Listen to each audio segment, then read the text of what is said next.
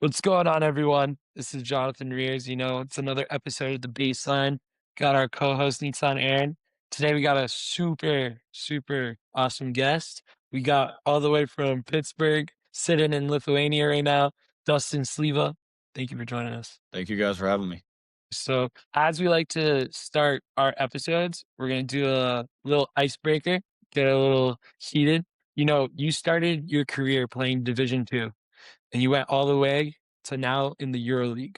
What's the moment where you realize you actually belong at this level? I mean, I think I always I had the delusion where I can play, at the highest level where no matter where. But my actual feeling that I couldn't make it to this level was playing in the ACB playoffs and having my run that year where I might be able to get the chance to actually play EuroLeague. And it didn't happen that year, but happened, the next year later. But I would say that was kind of the time where I'm like, okay, I'm almost there. And it ended up working out the next year. I also had a good season and I got the offer. So I try to make the most of what, I've been given. You said you had to have that delusional mindset. So just like piggyback off that, what'd you have to believe about yourself that nobody else really saw early on? I mean, when you're playing Division II basketball, you're kind of not seen by a lot of people. You kind of have to have like video game number stats to even be considered a pro. And I really didn't even know that. I didn't know anything going into it, but I knew after my basketball career, I was going to play pro, whether that be in seventh division, somewhere. But I just knew that if I got the opportunity to play, that I would be able to prove myself. And I was always a late bloomer. I was a late bloomer in college. So the delusion kind of went away when you're a 6'8" shooter by the time I was 21, 22. And, I had full faith in myself. And I think it comes from like my family too. They're kind of always pumping me up and, everybody around me giving me confidence, but also being humble with that confidence. Before we dive too far deep into it, so we're going to want to hit on that 100% and, hit on it a little bit more. I want to introduce you a little bit to our listeners. So I want to Okay. go through, kind of where you're from, the teams, everything like that. Now, and I usually miss a team. So if I miss one, call me out on it. Yeah, Let no me problem. know. No problem. All right. But as we talked about, you're from Pittsburgh, go Steelers, by the way. Hell yeah. And then you went over, stayed relatively close to home. What's at Shippensburg University, D2. Yep. And then from there, you went and signed with Paris Basketball, which at the time was in the French second league. You were with them for 3 years in the second league. You went up with them to the first year for another I couple of was years. with them 4.5 years, 5 years almost. Yeah. You were like second league for 3 years, Second and league, first 3 years, league yeah, for you're 2 right. years. You're Yeah. right. Yeah. And so you were 5 years as a whole, which I mean, in international basketball is already incredibly impressive to stick with one team for that long. And then you go over and play in Germany, you go over and play in Spain, Turkey, and now you're at Zalgiris in Lithuania in the EuroLeague. Yeah, you got it 100% right. Better than Sick. me. All right, bet. So now take us back all the way to the beginning, kind of when the ball was first put in your hands. Like, where does the love of the game come from? I mean, since I was 2 years old, my dad had me in all three sports, and my mom and my dad, they had me pretty young. So I think and everybody around me, I was the firstborn, even from my aunts and my uncles. So I think, sports in Pittsburgh is, the biggest thing you can do. And just from being with my family, and putting me in the position to, you never know what you're going to be when you're a kid. You're just playing all these sports, having fun. But yeah, I mean, I loved all three sports. I played American football, baseball, and basketball. And the love came from basketball is I liked the practices. I hated baseball practice. I hated football practice. So, and I wasn't that physical when I was in high school because I was a late bloomer and I didn't really hit my stride until about midway through college.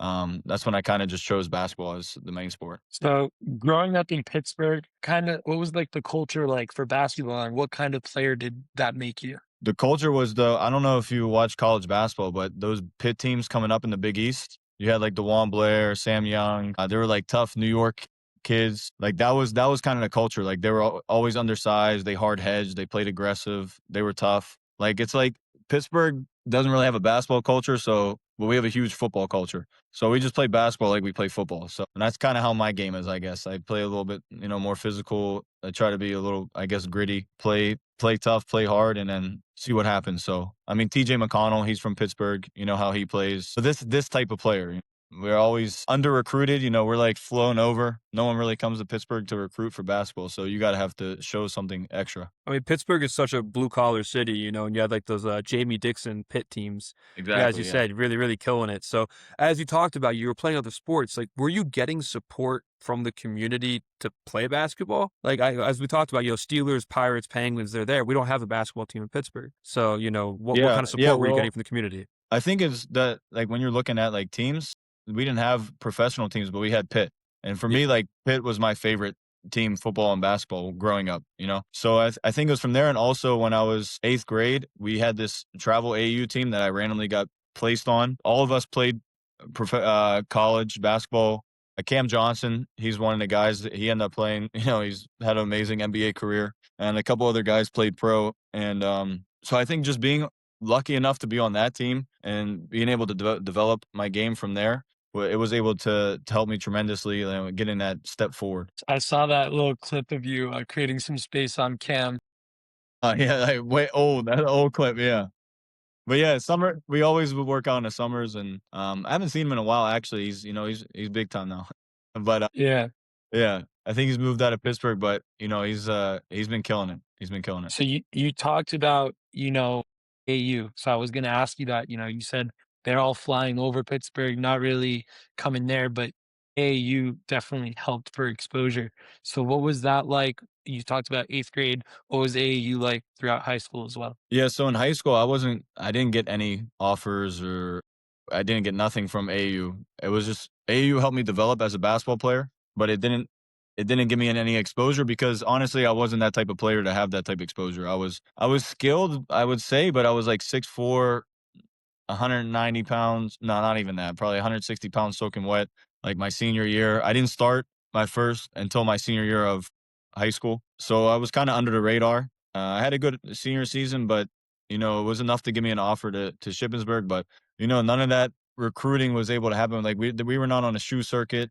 It was just kind of, we were DeWan Blair All Stars, so DeWan Blair was kind of like our sponsor, but it wasn't like this high class organization. And they did a good job of what they had, but it wasn't how AAU is right now. I mean, you said that you didn't even start till your senior year, and AAU was such an under the radar type of thing for you. Where did this delusion, going back to where it came from, like where did this delusion to keep you going of like I'm going to go pro, delusion or confidence, as some would say, Yeah. to say I'm gonna go pro and I'm gonna be playing somewhere, even when you're not even starting yet on your high school team. Yeah, I don't know. I'm pretty sure people thought I was an idiot. I probably seemed like an idiot. I mean, I would always work very hard, like 6 hours, 7 hour days. So I knew one day it would eventually pay off. Even my stepmom, who didn't really understand, about basketball or anything, she was like, maybe you should start looking at colleges, my junior year. I'm looking at her like, I'm not even playing or averaging any points in high school basketball. I'm like, the colleges are going to come to me. Like, what are you talking about? It was, I don't know what type of delusion you have to have that. But if you put in the work and like, everybody's seen that I was going to grow. My dad's 6'5", my mom's like 5'10". So maybe it was like, I'm just waiting for my time to be able to be developed, because I seen everybody develop ahead of me, and I'm kind of like, when's it going to happen for me? So maybe that played a part of it. There was some proof that I was going to be able to be a taller, more physical player at the end of it. I just need to be able to find somebody that would take care of me until then. Was there ever a point where you were like applying to colleges and thinking about a different route, or not really? No, because I mean, I was getting Division III offers probably midway through my senior season, and then towards the end of the season, I ended up having like a couple half offers for Division II, and then finally Shippensburg was the only school that gave me a full ride. So I was like, I'm gonna do that, and I had also the prep option too, because a lot of these prep schools seen that I could develop into like a pretty good player. But yeah, Shippensburg gave me a full ride, and I stuck with it. I love the coach Fight there. He gave me, I was a similar player to him, so, and it ended up working out for me. So ending up at D2 and going to Shippensburg, did that kind of like put a chip on your shoulder, or you think that was just the path that you were placed on? No, for sure, I had a chip on my shoulder. Like any time in the summer, I would go play in like the hood leagues in Pittsburgh. Like I'm playing anywhere. I would go play. I drove 6 hours one time to go play in Dykeman in New York. Like I had like $150. Me and my buddy went out there and we just made it happen. The coach gave me like 100 to survive. So like I wanted to prove myself at any opportunity I can. I'm playing in LA Fitness. Like I just wanted to play. I just wanted people to see that I could play, and almost prove myself too that like I'm better than everybody here now. Through 2 or 3 years ago, you guys were the better guys, in high school. it kind of was just like firing me, and that lit my workouts. And being in D2, you don't have the facilities that you have Division I, but we would sneak into the gym and be able to get shots up. We would get shots up in the morning. We would work out a little bit harder with a lot less time.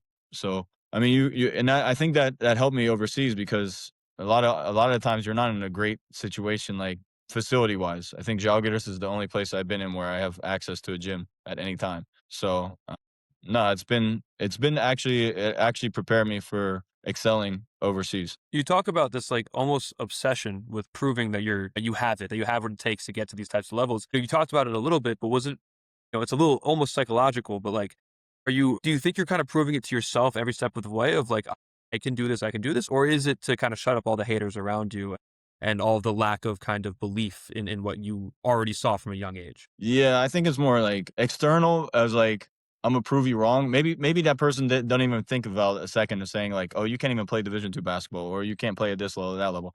I probably said that to many people, like just being like, I'm looking at you in your situation. I would give you the truth too, but for me, I kind of internalize it and use it as fuel. But I also got lucky along many different ways, as most work and hard work, but you have to have a lot of situations bounce the right way. An injury at a wrong time, a bad deal, a bad coach.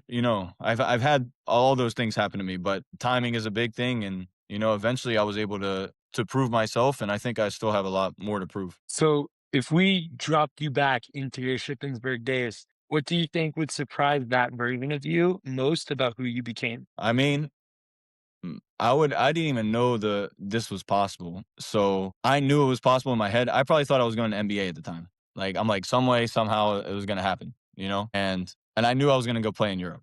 So I would see it and be like, that's amazing. Like, look at the path he had. But also, I would have probably looked at myself like, if I looked at anybody this time, I give them good advice. I don't ever want to tell anybody like, don't do it. But I'm like, it's a journey. Like, I would not want to know the path without doing it.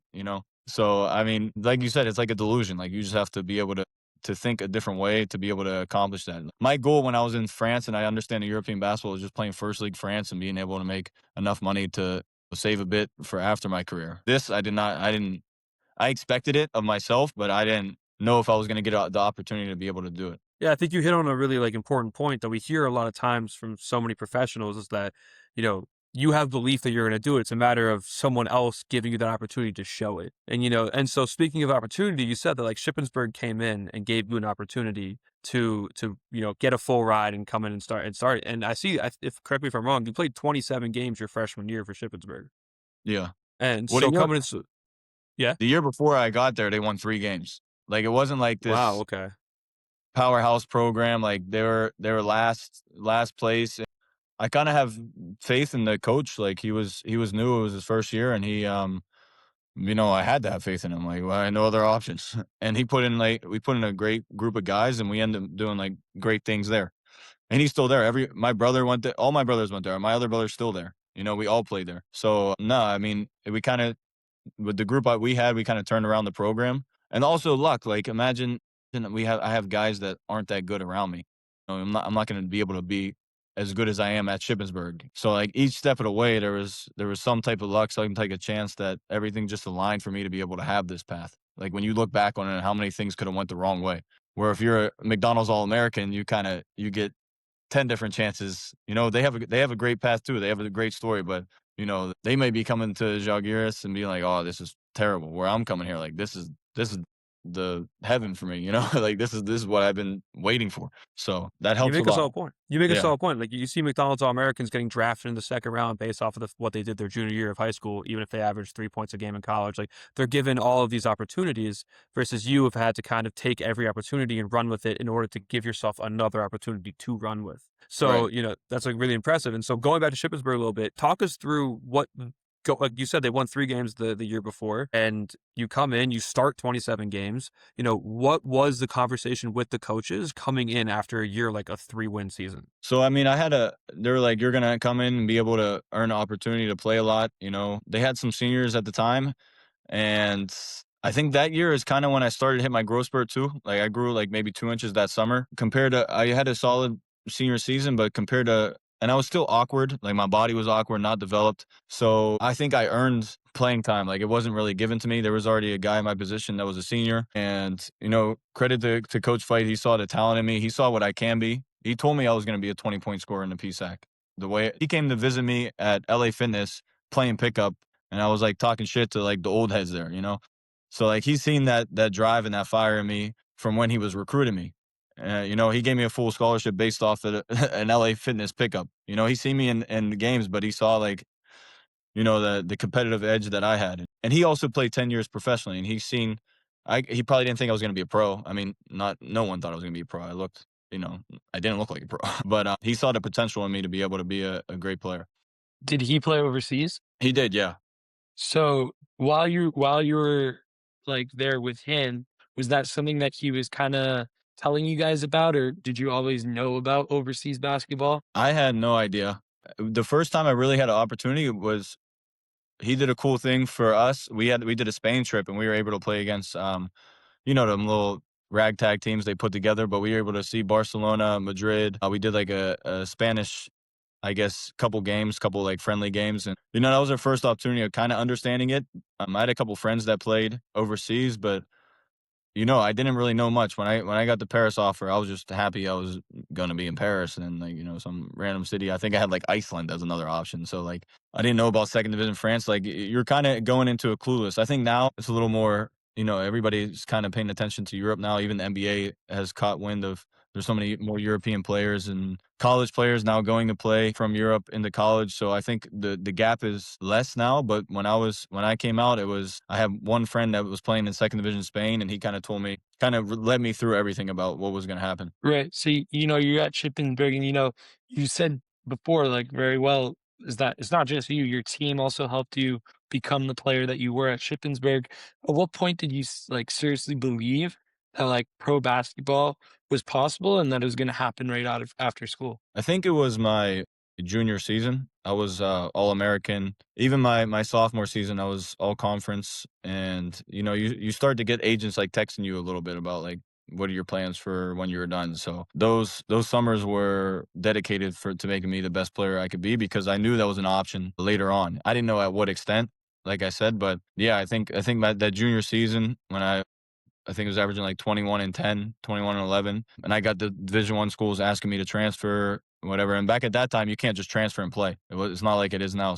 I kind of knew if I stuck with it, I would have the opportunity to play. Yeah, I was gonna say, you started to take a massive jump in your career. I mean, ends up becoming, correct me if I'm wrong, the all-time leader in PSAC history in scoring, all-time leader in rebounding, 58 double-doubles, which is the most in PSAC history. You were third in the league in scoring. Like, you end up like listing off every accolade possible. So from that moment, how validating was finally having that output to show the world and to show yourself that like you were serious from the time when you were a kid saying I'm gonna go pro to then being like, look, I'm now like making historic changes within this program. Yeah, that's kind of the way I got. That just got my foot in the door. I don't think without these accolades, I become a pro. I mean, it's tough enough from second division or even low major D1, or even not doing that well in like a high level Division I, like you're averaging 10 points. It's not easy just to get into Europe. People think you're competing against other Americans. You're not competing against the Europeans that are already there. So getting that foot in the door is one of the hardest things to do in a right situation. Like, I could have been shipped off to Iceland and I would have no idea the difference between Pro B France, which is like a good place to start to be able to jumpstart your career. Not only Pro B France, but a team that's in EuroLeague now that had ambitions to go EuroLeague since the first day I went there. And that was my first year with Paris was the first year Paris existed. So, I asked people like about the team, and people were like, I have no idea who this team is. So I was actually working with a trainer that summer, like Pete Strobel. He was coaching Ulm at the time, and he used to bring in German guys. And he's like, I never heard of this team, but Pro B's pretty good. Like, it's a pretty good start. And so I'm like, all right, let's go. Like that comes with the luck too. I had the accolades, but I also got the luck of being able to have the right agent at the right time. Like, it was not a good agent for me a year or two later, but at that time it was the best option for me to choose.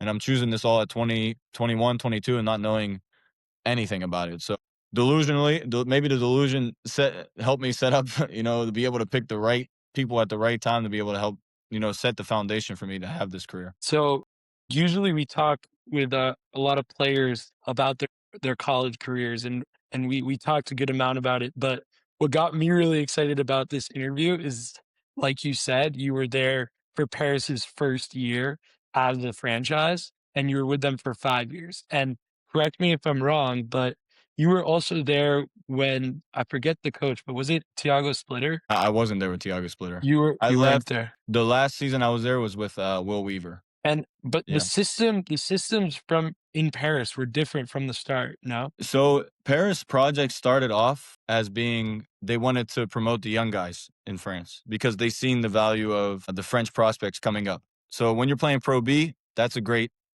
system to have. Now when you're moving up to first division and into Euro Cup, EuroLeague, it's a lot harder to, trust the prospects. But we were able to, build a team, and they basically built a marketing plan. It was more of a marketing plan than a basketball project. But the basketball came after the marketing and the hype and everything. So, like Sheck West was on my team the year we moved up. So like there was a lot of cool things they did and like a lot of cool events, but the basketball came after this. And then it became a serious project when I think Isolo was there, and they were very good at the marketing, but the basketball side it wasn't so great. And when Isolo brought his management, his way of doing things on the basketball end, it kind of created the perfect storm when they had their good seasons. And I think it went, even now they're doing well for their budget. For sure. Like they're not where they were last year or the year before with these great teams, but if you look at their budgets and how they're finishing, they're winning games, they're playing well. So It's not always going to be easy. I want to get like into further along, but before we get there, take us first of all, take us to that like first flight. You're in America, and it's not you played college basketball.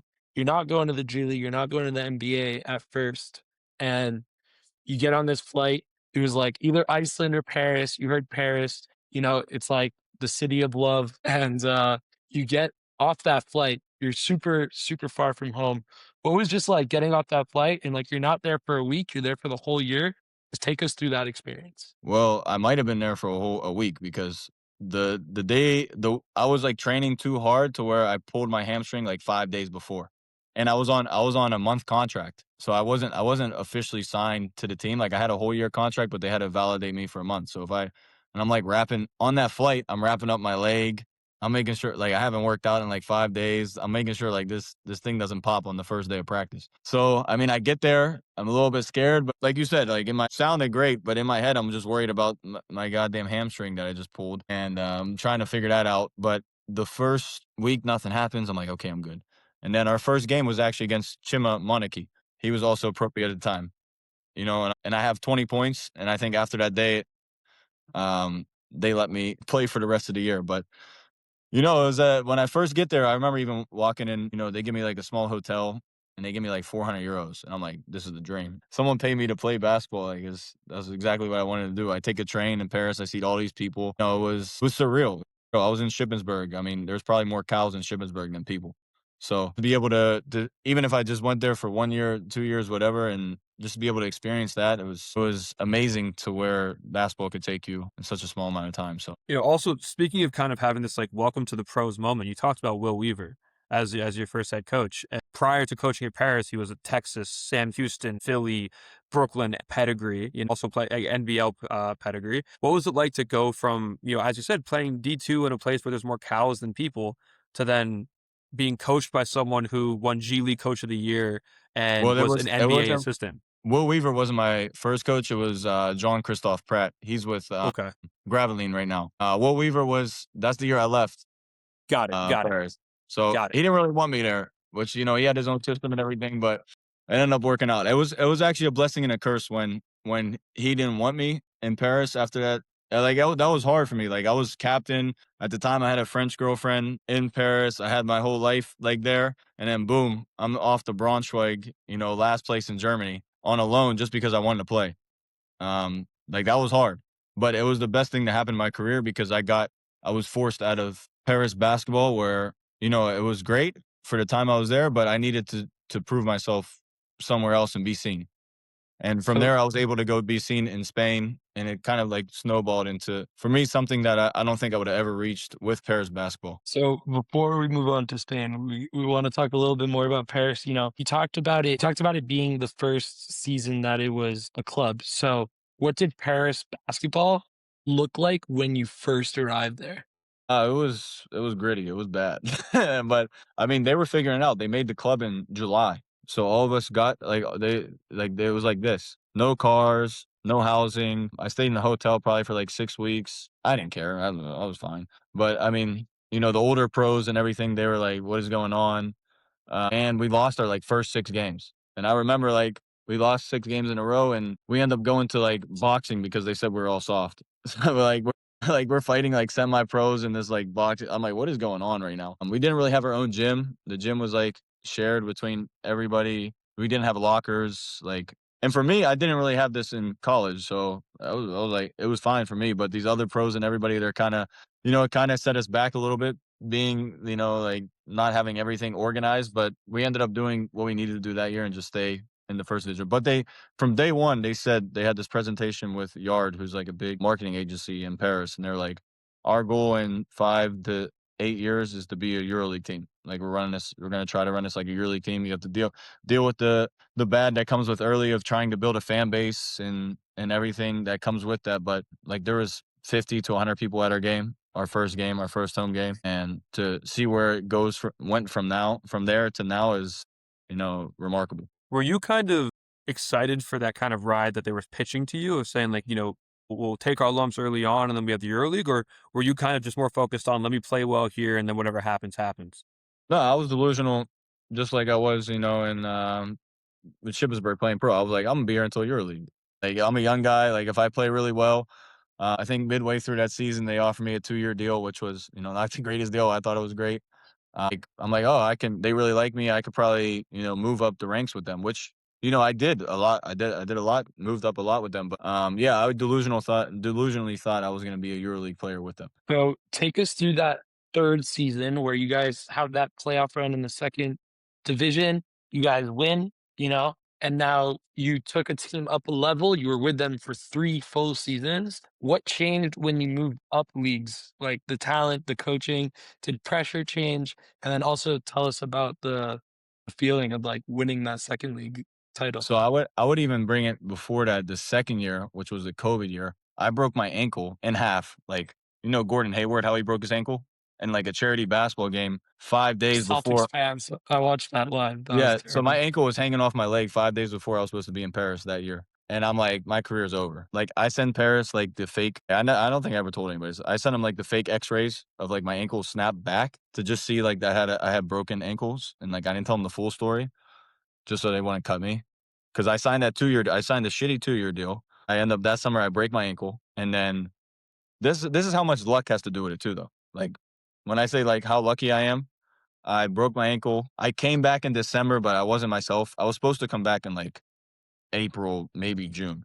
But I come back earlier than I was supposed to. Wasn't really myself. Then boom, COVID hits. And then I'm given like a full year to recover. And not only did COVID hit, like my mentality absolutely switched, like to like grind mode. Like I'm like, okay, if they're gonna give me like the guy gave me this pause, he gave me this pause to do something. And that year I learned French, I learned more about my finances, and I got my body healthy for the next year. Like insanely healthy. Like I went like full cycle. Like if I could tell you one time where I'm pure the best of my abilities was probably that time.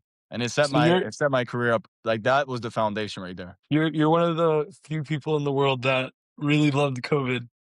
I can say that like COVID really helped me. Like it was an insane moment in our lives, like everybody's lives, that I was able to take advantage of. So, that's super first of all, that's something like super scary for any athlete, any person to go through, I'm sure you saw some pretty that must have not been fun to see, like on your own body.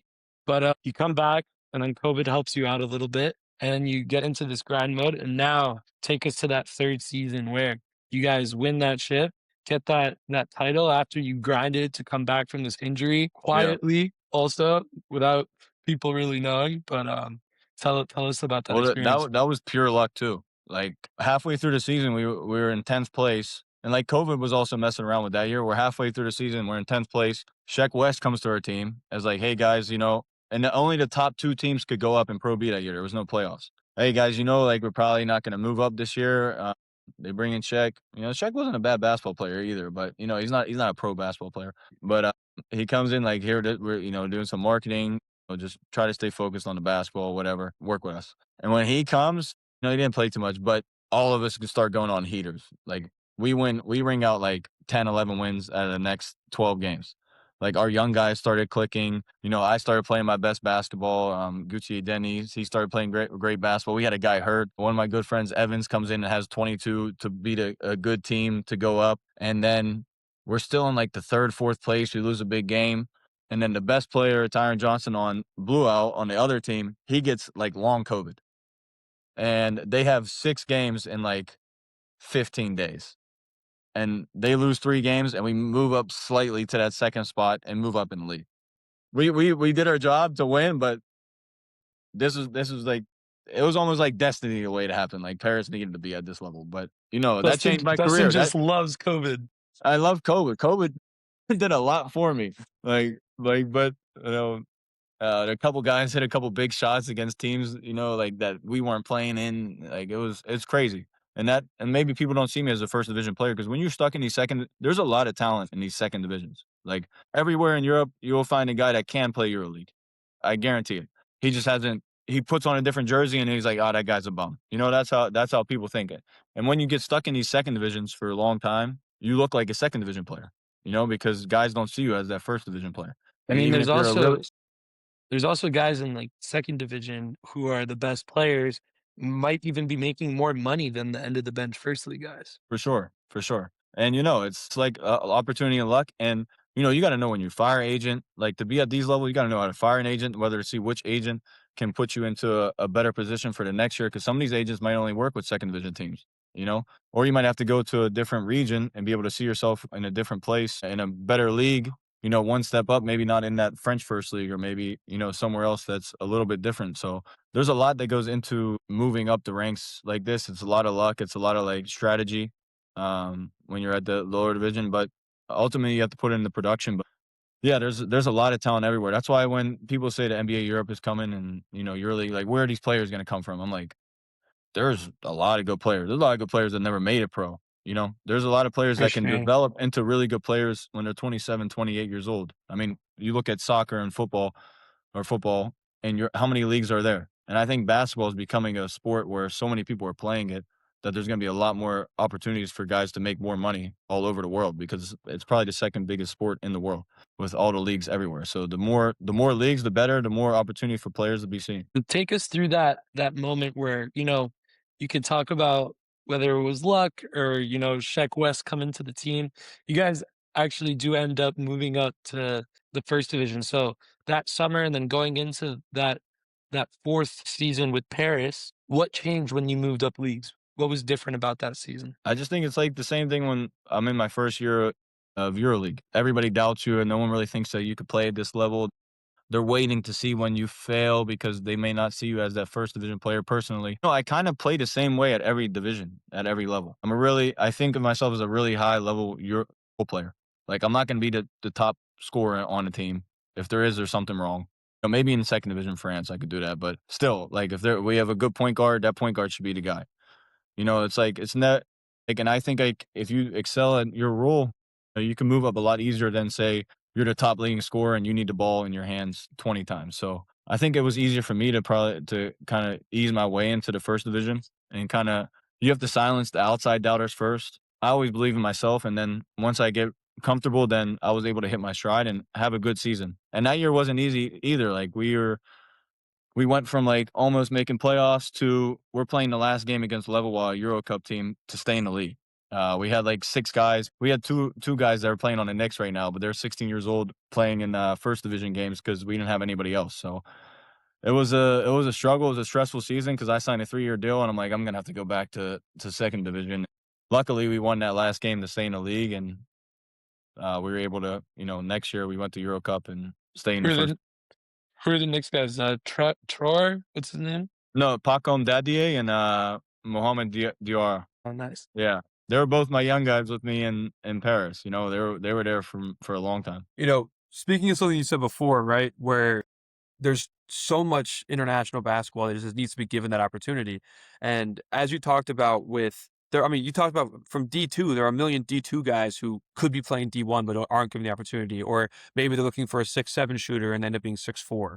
However, if they actually were like given that opportunity, so when you come into a situation like Paris and you're sitting there saying, okay, I'm going to make the EuroLeague, I am going to do this, I'm going to get these opportunities, I'm going to make sure that this happens, I'm going to show the world that I'm having that. Were you the entire time saying like, I am going to do that with Paris? Or were you also saying I am going to do that kind of regardless? I think delusionally, I thought it was going to be with Paris because that, if you look at it logically, that's the easiest path. Yeah.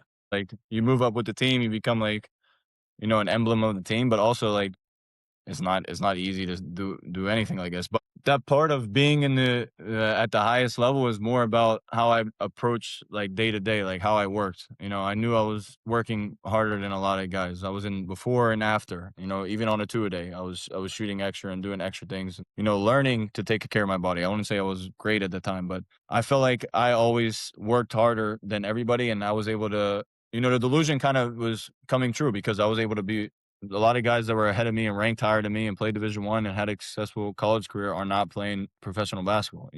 So I'm already beating, not to compare, but I'm already beating the guys that were supposed to be already better than me. So once you get that little affirmation that you can actually do it at each step, and then it's just one slow step at a time. Like I knew I wasn't going to get there from Pro B to EuroLeague offer the next year. I knew I had to go to a first division. I knew after the first division, I had to go to a Euro Cup or Champions League team. And then after that, hopefully I would be able to level up. So the delusion is started becoming like affirmations also. You talked about this a little bit where you said that, you consider yourself like an elite role player. And if you look at your stats, you're pretty much consistently doing around the same thing. Where shooting around 50% from the field, 40 to 43% from three, 10 points, 14 points, 12 points, really coming in as a very solid and consistent contributor. Now, as someone who has the mindset that you seem to have, which is the mindset of, I am going to like prove to the world that this is what I can do and I am going to do what I need to do. How hard was it to figure that out, that maybe, as you said, more opportunities are given to that role player than to when you were like at Shippensburg, where you ended up averaging 21 points a game and being the all-time leading scorer and things like that? Like what was that mental shift of saying to be a pro and be a consistent and successful pro, I need to be that role player? Well, I think you need to be a star player on these lower levels, even if you can have the ability to play a high level role playing role. Like I think most guys, when you look at their EuroLeague careers that started at a lower level, they were like one or two option on their team. Rarely do you get like a third option type of player, but you have to be kind of a star player early, and then once you realize your role, you have to play it at like a super high level. So I think that's kind of what I did from Paris to Braunschweig, was able to be, the second guy. But I started to play defense better too. Like I don't think it even has to do with the stats. Like my defense abilities, like just in my anticipation and being able to read different situations, also became better as I got older. And you kind of I don't know, I have a stigma. Maybe it's because I'm white. Before that, I can't play defense and I'm slow, but I feel like I can move my feet and defend almost anybody. Like it's kind of like also the delusion. Like if I have Tavares on me, I'm gonna play as hard. He's not gonna get a bucket on me. Like So I think the That's a more big boy. yeah, the more confidence I feel like you have offensively and defensively, you also improve the way you play. So I think it was that. It was doing the gritty work, doing the dirty work. And I started to notice that last year, especially with Dusan, that the EuroLeague, they want guys that are physical and that are tough and and I always think of myself as being able to show up in those big moments. Every time I got an opportunity, I feel like I was able to step up and improve myself. So whether it was like the ACB finals or, you know, um, going with Besiktas to the finals and cup, and saving a team from relegation, which is even worse than any of the other things, I was able to step up in big games, or even when someone gets hurt and now you have a different role you have to play. Like I did when I was in Spain. Like I averaged like probably 8.5 points the whole year. In finals, we had a couple of guys get hurt, and I'm able to play 30 minutes and be almost that star role. Like I feel like I could be a star role. It's good if I'm like 5-6 games, I catch like a hot streak to be in that position, and I know I can do it. But when you look at EuroLeague, there's 20 guys that are going to be that number one guy. That's not going to be me. I personally like what you talked about, like really being physical. I think that's what makes it like so exciting. Also, just like obviously NBA has like the best talent in the world. Actually, we should talk about this now. I guess I'm sure you saw what Kyle Guy said about G League being the second most talented league in the world. What's your take on it? I mean, I never played G League, and I think like I said, there's a lot of talent. So I think maybe he might be right in the talented position, but right now these guys are unproven young guys. And I think that's also kind of like maybe the problem the NBA has is like they're pushing these unproven young guys to be the star just based on how the contracts are set up. Because in the NBA you can sign a guy and lock him in for 4 years. Where in EuroLeague you need to win now or the coach will get fired next week. So the difference in, you know, how the structure of the leagues are set up makes the EuroLeague be able to be older, more physical, maybe a higher IQ. Even the court's a little smaller, no 3 seconds, so you have to play a little bit more physical than the NBA where you have more space and tons of athletes. And so I disagree with that. Obviously, I can't exactly say how much a difference it is. I mean, the only opportunity we really got to see was when Malaga played this G League All-Star team in this And one tournament. maybe with NBA Europe we'll get to see I mean, little that would be a cool thing to do. Like that, I think that would bring a lot of but the NBA Europe. Okay, what are we gonna do when we play NBA teams? Are they gonna play by NBA rules or are they gonna play by FIBA rules? Because I think you need to I play say by FIBA FIBA. rules. I You have say to play by FIBA FIBA. rules Yeah, because NBA you already have the best players. You're giving out the best contracts. Like we got to make right. So I mean, you never know what's gonna happen with that either. But it'd be cool if that cup game turns into a European versus NBA cup. And there's that hype Yes. because European basketball. You got to think European basketball just started what 30 years ago. If you really think about it, when Michael Jordan came over here, I mean, you had Right. Spain, you had Lithuania, and you had like the Balkans that were pretty good, and Russia maybe. But to get all these people excited and to watch it, if you look at the NBA, I feel like Europe right now is in like 1970s NBA because the NBA wasn't profitable in 1970. Like they were struggling a lot until Michael Jordan came, and they were able to there was a time between I think Bird and Magic where it was like struggling a lot. So if you look at EuroLeague, it's kind of almost in the same position in the same timeline. You're like 30 years advanced into the league. It's established a bit, and now all the players in Europe are becoming great players on the other continent. So, and if the NBA is getting involved, that means there's something happening here. So I think we might have to do like a whole basketball theory pod with Dustin. But I want to get back to you a little bit. Just one more question about Paris. You spent 5 years there with this one club. Why stay instead of maybe chasing other bigger opportunities? I mean, I had a 3-year deal with Paris after the year we moved up, and it was kind of a no-brainer to do because I figured we're going to go to Euro Cup, potentially EuroLeague, with all the talks that were happening. So the first year, I was just established myself as a player, and the next year I got to stay in Paris for another 2 years, and be able to develop myself, I guess, with a club that's ambitious. Maybe we go up the next year. We already talked about what happened there, and then we moved up, and then I'm playing my first year pro with a situation that I'm already good in the first division. So it kind of just made sense for me to do. The plan didn't work out accordingly to what I envisioned in my head, but that was the reason. Like it was perfect time for me to grow with the club to be able to be the player that I wanted to be, while the club was also reaching these heights. If you're comfortable, what is kind of you talked about the Will Weaver situation, right? Like, so if you're comfortable, what is what kind of happened with that where you kind of ended up leaving the club after 5 years with them? What kind of went down that way? Yeah, even that year I was like the captain of the team. I just got back from NBA Summer League. I played with the Warriors. They loved me there. Like I wasn't even supposed to play in Vegas, and I earned a spot from playing in Vegas from to San Francisco. So like I'm at like the highest point mentally in my head of like they wanted me to be on the roster with the Warriors. I wouldn't. They would have cut me and put me in the G League, but I would have had an opportunity to maybe play there. But I had a 2-year deal left in Paris. So at this moment, I'm like at the highest point of my career. And I think when Will Weaver went there, he just didn't see me as the player for his system. Maybe he wanted someone more athletic or more, I don't know. And they brought in a couple other 4 men, and they kind of like slowly told me I wasn't going to play. So it was hard. It was hard for me doing it, but that also gave me an extra fire that maybe I needed at the time. Maybe I wasn't, maybe I got a little bit too comfortable. But also, I had that chip on my shoulder going into Germany, and I was able to prove myself. In Germany, we were I think they're in last place by 2 games. We had 20 games left, and we end up finishing around 14th in the leagues. And I averaged in like best percentages shooting, like most points I did in the first divisions. It was a blessing and a curse at the same time. I think it was at the time, if I look back on it, like it was hard for me to get out of there. Like I had my house there, I had a dog, I had, my girlfriend at the time, lived in Paris, she was from there and everything. To get out of that and put myself in a whole different situation, I'm going to middle of nowhere Germany, a great city, great people, but way different than Paris. So So talking about middle of nowhere Germany, I want to talk a little bit about like overseas reality. What was like your biggest adjustment going from France to Germany or Germany to Spain or Spain to Turkey? So after going to Germany, because I only knew Europe as Paris.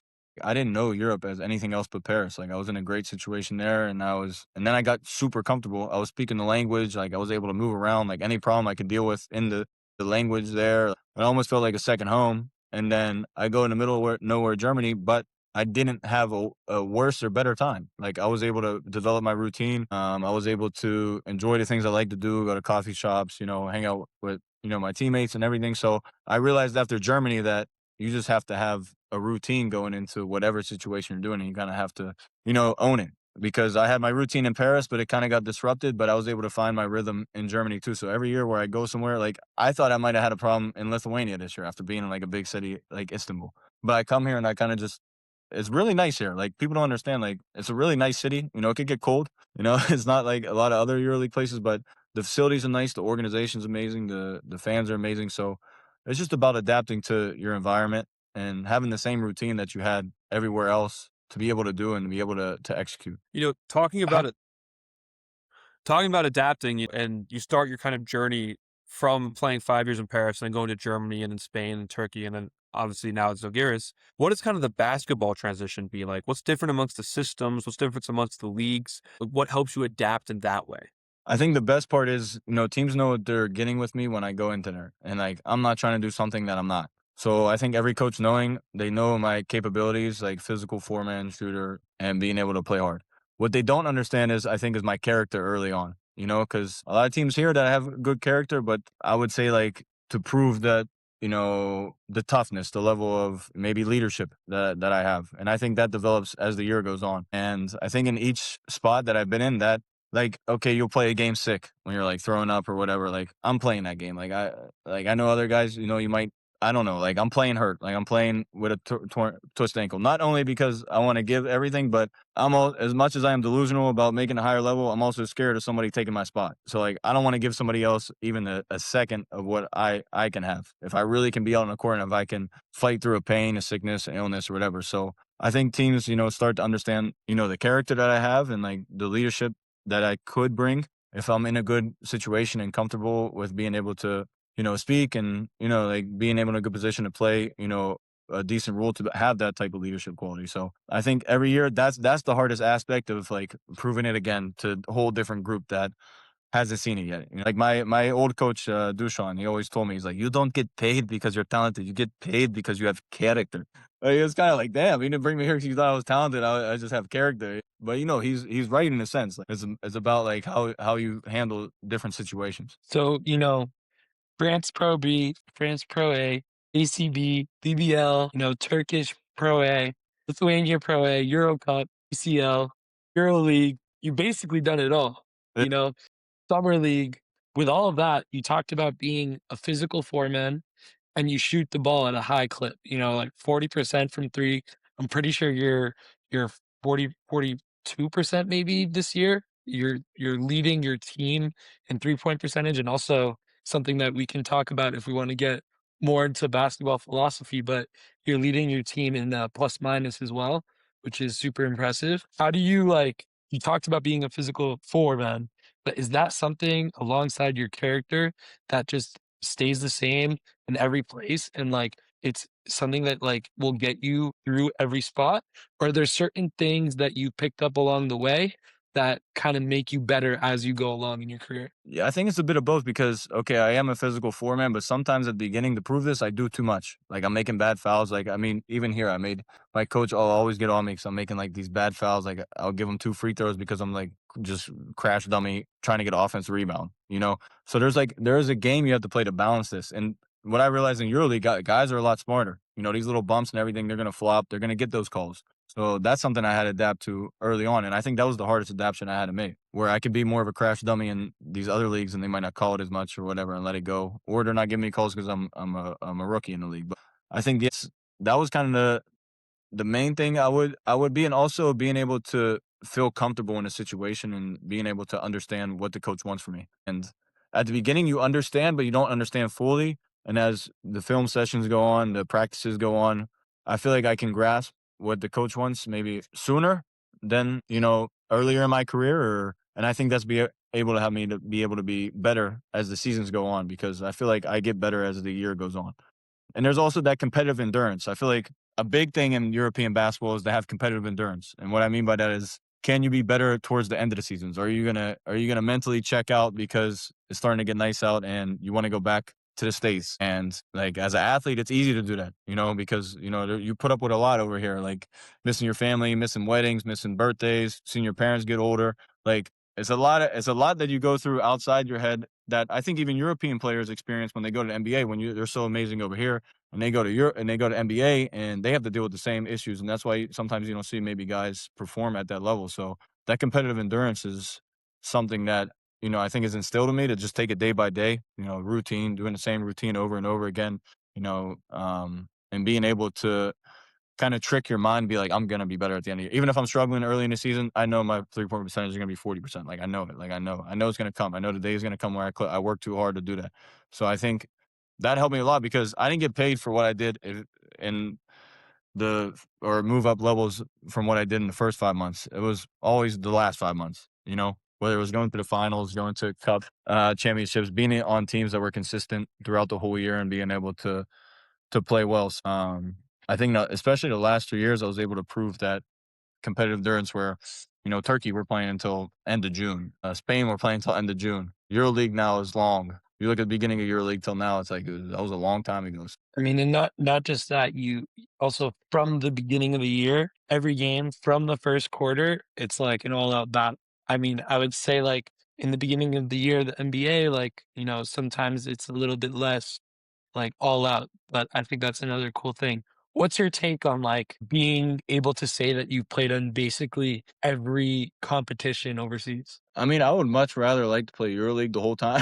I mean, but obviously, but it's definitely gave me a full grasp on the whole European basketball culture.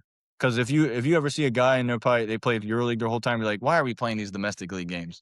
And I'm like, those games are super important for the guys that are playing there, and for the fans of the club, and for the European culture as a whole. Like you go to the grocery store, I forget the analogy. You go to the grocery store and like the chef needs this spice that only the chef needs for his restaurant. But most people don't use it. And you take that spice out, then the chef's done buying groceries for the whole grocery store, and the grocery store goes down. I think it's the same level as like you take in EuroLeague and making a closed league. Like the rest of European basketball will go down, and the EuroLeague will go down because a lot of people will start losing interest.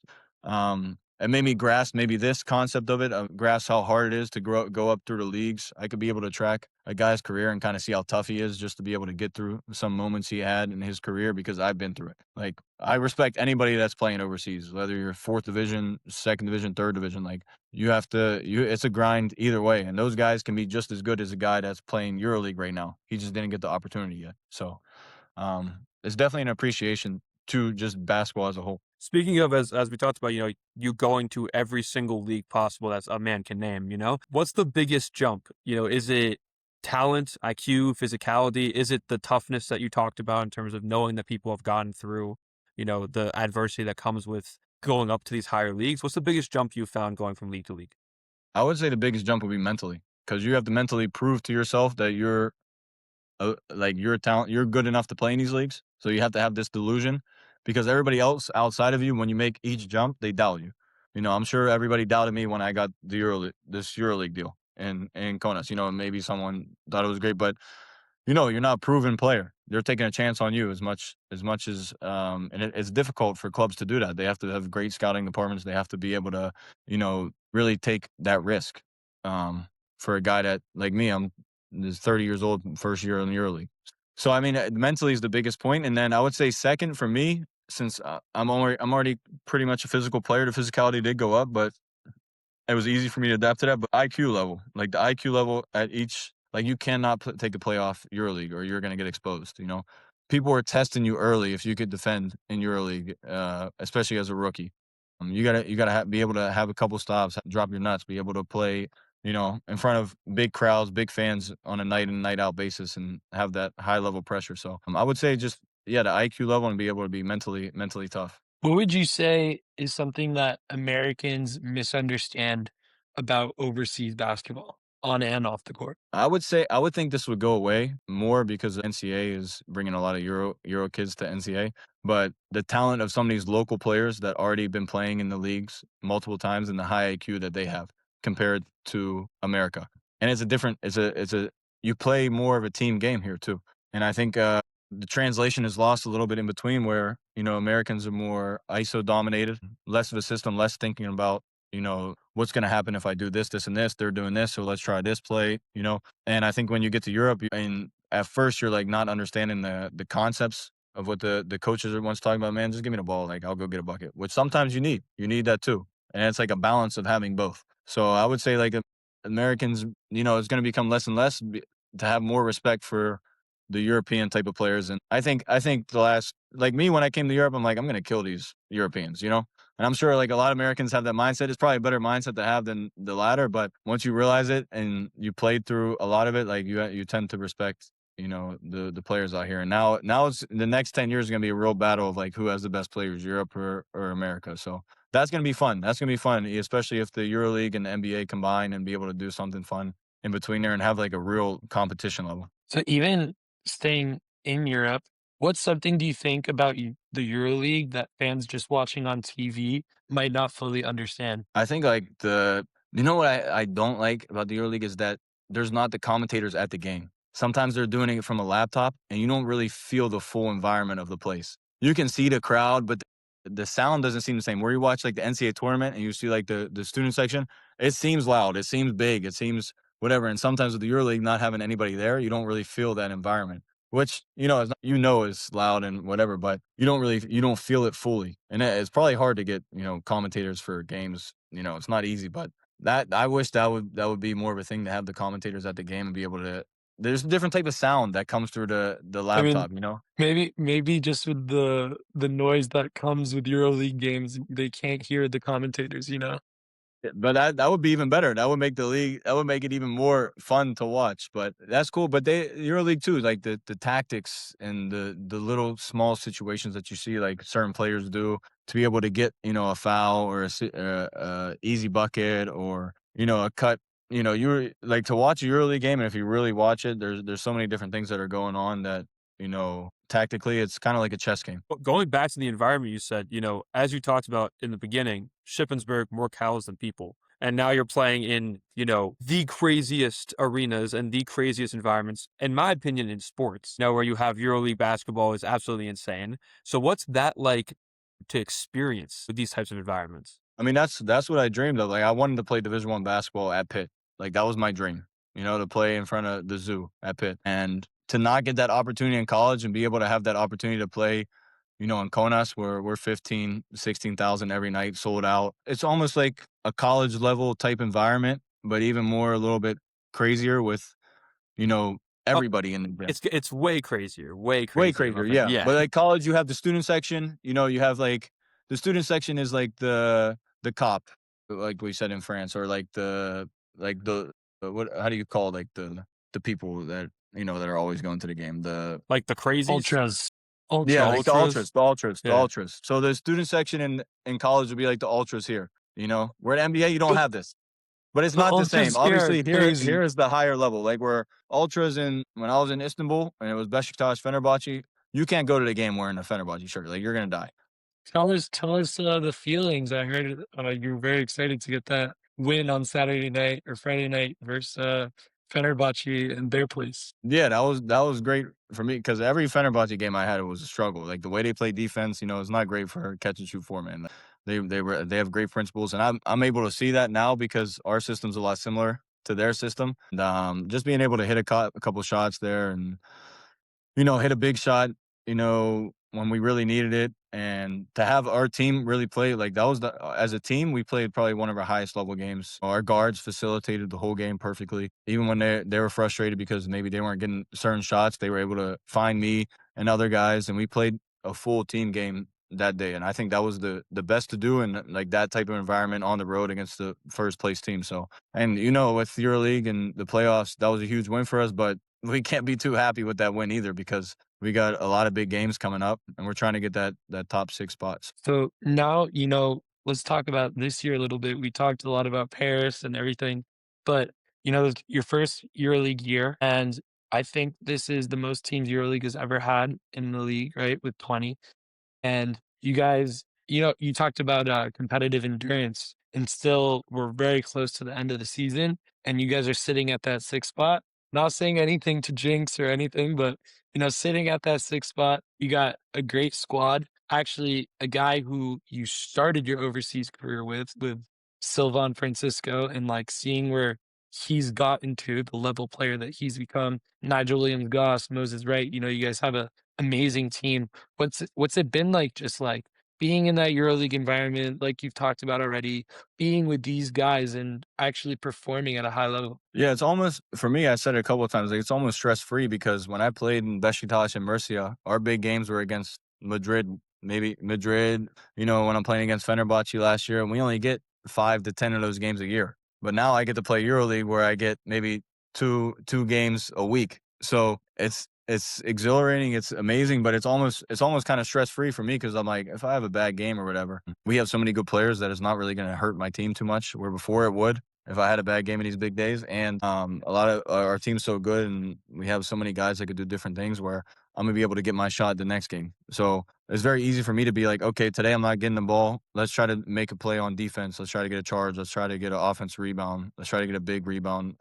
And Fenerbahce, I was able to have a good scoring game, but there's been games that I wouldn't even say it was my best game this year. There's been games where I had 4 or 2 points, but I was able to impact the game so much better. I think one game was in Hapwell. I think I said in Tel Aviv, I had 7 points, but the way I played defensively, the way we executed the game plan in that game, I would say I had a better game that game than I did against Fenerbahce, where I knew I made a couple mistakes, a couple bad turnovers here and there, but I made a couple shots. Just being able to understand, to do the little things that the team will see, maybe not everybody outside would see, to be able to stay on the court so I can have a game where I hit 4 threes. So I think that was the biggest thing about this year, being with such a talented group also. We were actually at the Hapoel game, so I remember that. So that was a fun game. And then just something a little bit outside of basketball I just want to ask on. So you're playing in Lithuania now, and you have Lithuanian lineage. And I know that you've been thinking about applying for like Lithuanian citizenship. Was one of your goals playing for the national team? Like, how does it feel to kind of be?